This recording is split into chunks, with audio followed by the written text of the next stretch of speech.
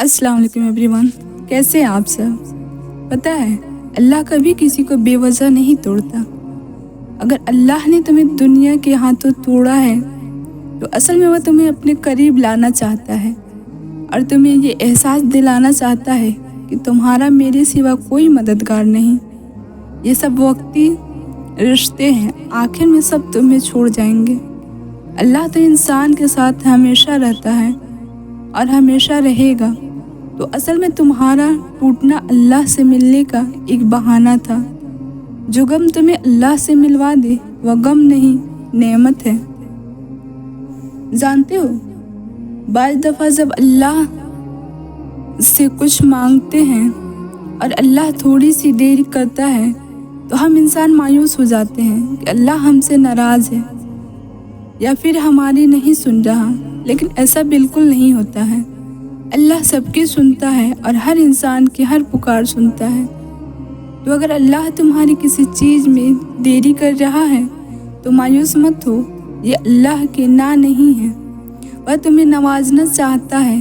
बस तुम उससे प्यार लाड से राज़ी करो और बदले में वह तुम्हें तुम्हारी चाह से नवाज देगा। तो बार बार उससे मांगते रहो और तब तक मांगते रहो जब तक वह नवाज नहीं देता, क्योंकि वह तुम्हें नवाज सकता है और एक दिन नवाजेगा इंशाअल्लाह। अपने अल्लाह पर अंधा तवक्कल करो, किसी की मत सुनो और तवक्कल का इरादा करो। इतना याद रखो, तुम्हारा तवक्कल तुम्हें कभी मायूस नहीं लौटाएगा और तुम्हारे तवक्कल की वजह से तुम बेहतरीन से नवाज दिए जाओगे। जिसने अल्लाह पर तवक्कल किया वह कामयाब हो गया। तो जब अल्लाह पर तवक्कल कर लो तब दिल व दिमाग में से नामुमकिन जैसे अल्फाज और ख्यालात निकाल दो। फिर देखना जिससे जो कुछ मांगा है वह तुम्हें कैसे अपने कुदरत के खजानों से नवाजता है। अल्लाह की मोहब्बत तो इतनी खास है कि अगर इंसान जाए नमाज पर सिर्फ सर झुका कर बैठा रहे, कुछ ना भी बोले, तब भी वह रब कुछ लम्हों बाद ऐसा सुकून बंदे के दिल में उतार देता है कि लगता है जैसे उसने परेशान दिल को ये समझा दिया हो कि मेरे बंदे ना उम्मीद ना हो, मैं हूँ ना, सब ठीक कर दूंगा। अगर आपने काबा का गिलाफ पकड़ कर दुआ की और उसके बाद भी वह दुआ कबूल ना हुई तो आप अल्लाह की रहमत से मायूस नहीं हो सकते। हमारा काम अल्लाह से मांगना है, ज़बरदस्ती मनवाना नहीं, क्योंकि अल्लाह हमारे रब हैं। नौज़ बिल्लाह, हम अल्लाह के रब नहीं। लेकिन कुछ लोग दुआएं करने के बाद अल्लाह से मायूस इस तरह होते हैं कि जैसे ये दुनिया में नहीं बल्कि जन्नत में रह रहे हैं, जहाँ उनकी हर ख्वाहिश, हर तमन्ना पूरी की जाएगी। और उसके बाद या तो दुआएं मांगना छोड़ देते हैं या फिर दीन पर चलना छोड़ देते हैं या अल्लाह के वजूद का इनकार करके दहनी बन जाते हैं। दुनिया सारी ख्वाहिशात और तमन्नाएं पूरी होने की जगह नहीं है बल्कि इम्तहान की जगह है। कभी अल्लाह लेकर आजमाएगा और कभी देकर, और उसके देने में भी हमारे लिए बेहतरी होगी और कोई चीज़ न मिलने में भी। बस हमारा काम है दुआ के फ़ाइल अल्लाह की बरगाह में जमा करवा देना। आगे वह करीम उस दुआ को किस तरह कबूल करेगा और उस दुआ का बदला हमें किस तरह मिलेगा, दुनिया में मिलेगा या आखिरत में, यह हमारा मसला नहीं है। हमने दुआ मांग कर अपना काम अल्लाह के सुपुर्द कर दिया।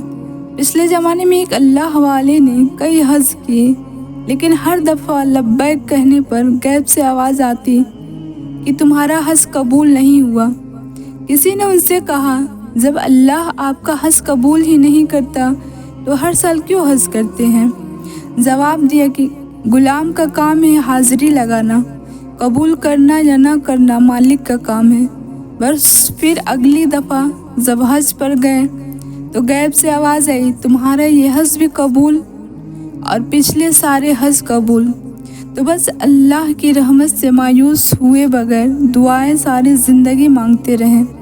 अल्लाह आपके लिए जिस तरह बेहतरीन होगा उसी तरह सारी दुआएं आपके हक में कबूल करेगा। हम जो चीज़ मांगते हैं ना, अल्लाह تعالیٰ سے وہ اللہ کو پہلے سے ہی معلوم ہوتا ہے۔ ہم جس چیز پر تڑپتے ہیں نا، اللہ تعالیٰ پہلے سے ہی اس تڑپ سے واقف ہوتا ہے کہ ہم یہ مانگیں گے اللہ سے۔ اسے پہلے سے ہی پتہ ہوتا ہے کہ ہمارا دل کس چیز میں الجھ گیا ہے، تو جب اللہ کو پہلے سے معلوم ہوتا ہے تو وہ ہمیں کیوں نہیں عطا کرتا۔ اسی لیے تو اس نے دعا بنائی، دعائیں مانگنے کے لیے ہمیں بنایا، تاکہ ہم اس سے مانگیں اور اس سے باتیں کرتے رہیں، اسے بلاتے رہیں، اس سے دور نہ ہو جائیں، اس کے قریب رہیں، تاکہ وہ ہماری طرف متوجہ ہو سکے۔ ہم اس سے مانگے اور انہی باتوں میں وہ ہمارا الجھا ذہن اس چیز سے ہٹا دیتا ہے۔ اتنی محبت کرتا ہے اللہ ہم سے کہ ہمارے لیے ہی وہ ہمیں غم دکھاتا ہے اور ہمارے لیے ہی ہم سے محبت کرتا ہے۔